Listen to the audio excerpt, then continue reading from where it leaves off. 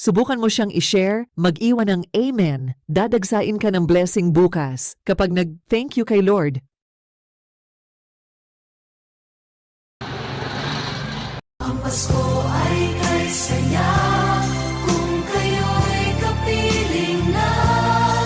Sana pagsapit ng Pasko, kayo'y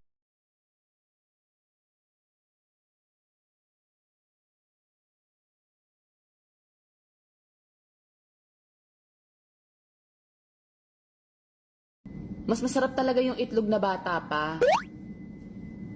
Kasi maputi na, makinis pa.